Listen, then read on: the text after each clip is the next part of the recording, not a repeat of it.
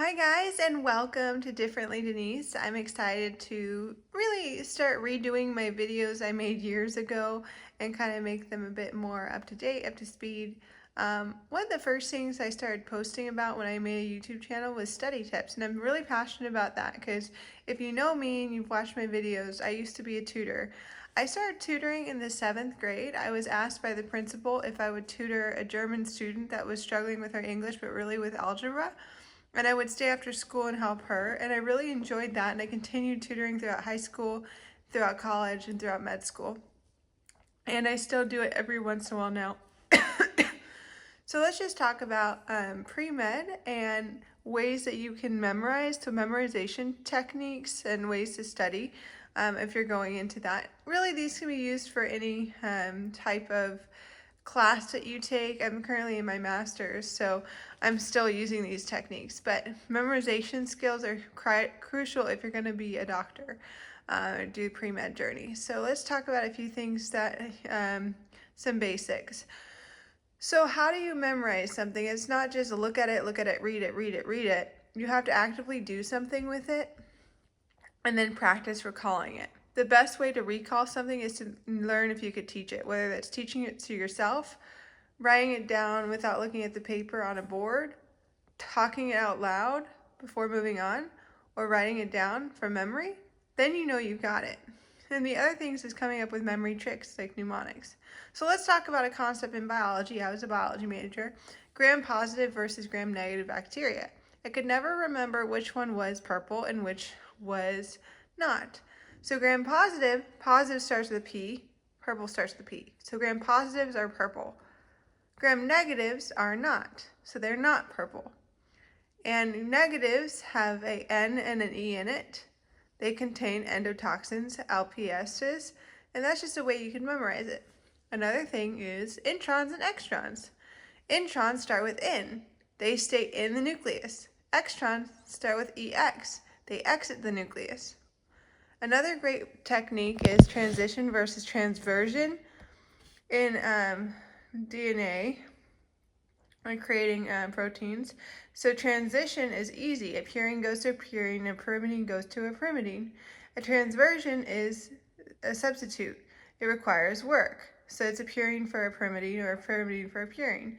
So those are tricks that you can do. I want you to test yourself, whether that's however you can, and that's how you really memorize. Those are some memorization techniques. So I just gave you an example of using ways to memorize things. I'm actively working on the word, actively finding ways to memorize it so that when the test comes, you can memorize it. A great way to do it is to write this down so it's on a card and to use those cards for recall, like a study card or a flashcard. A lot of people like Anki. I don't know. I didn't go to school until med school where Anki was a thing, but that really helped me. I'll do a couple more videos on specific study mnemonics that I either found or came up with, but I wanted to talk a little bit about, you have a 100-page slide, 3 or 4 of those for an anatomy test or a biology test or a pre-med or a med school test. How do you study for it? So when I watched lectures, if I got the approval, I would record the lecture and then I would type out like a transcript of the lecture when I was watching it. It would take me about 2 hours for a 1-hour lecture to do that. But then I had all my information there, and I'd have to learn whether or not I had to read the textbook. If I didn't need to read the textbook, then I wouldn't. I would just use lecture information. Based off the lecture, I would have the PowerPoint slide and then the lecture notes underneath it. And I would look at that PowerPoint slide and I'd try to make sense of it, try to memorize it, make those memory techniques.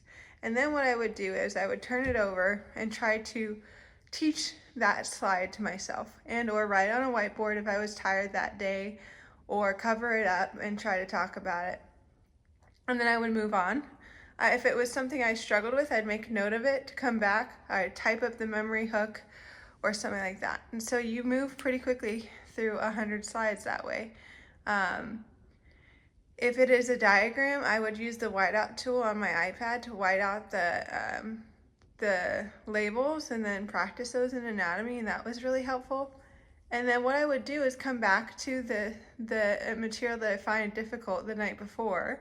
And the night before a test, I wouldn't really do a whole lot, but I'd have that list of difficult concepts for me and I go over those, or high yield concepts. I made a list. And I found that to help throughout medical school. And remember, I lost a fiance through medical school, and so those study techniques are really necessary because I really lost my drive at that time. But the study skills worked, and they worked throughout medical school. I got through it, did just fine, did well actually, and tutored for medical school too. And I taught these techniques, and so that's what I want you to learn how to do, is active recall. That's how you really learn. And the best way to put that into practice is once you've gone through your PowerPoint slides to do practice questions, practice questions, practice questions, practice questions. And you come across a concept that you're not sure about, you write it down and review it later. Alright, so those are my nitty-gritty study tips, just the basics. I'll make more specific example videos. But let's talk about my quote for this video. So the quote for this video is about a poem called No Man is an Island. It was introduced to me in my leadership class in college, and I love it, so here we go. This is just the English version. So, no man is an island. No man is an island entire of itself. Every man is a piece of the continent, a part of the main. If a cod be washed away by the sea, Europe is the less, as well as if the promontory were, as well as any manner of the friends of thine own were. Any man's death diminishes me, because I am involved in mankind, and therefore never send to know for whom the bell tolls, it tolls for thee. So this is by John Donne. Really love that poem. And I really think it speaks to the fact that you are a part of something bigger. And in this context of studying, you're more than a grade, but you can still use strong techniques to help you do well in school. I look forward to posting more videos. Remember, do your best and God will do the rest in your studies. And if you're meant to do something, He'll make a way, as long as you're doing your best every single day. Oh, that rhymed. I'm a poet and I didn't know it. Anyways, best wishes to you until next time, friends. Like and subscribe to this video and to my channel, and I'll see you next time. Bye.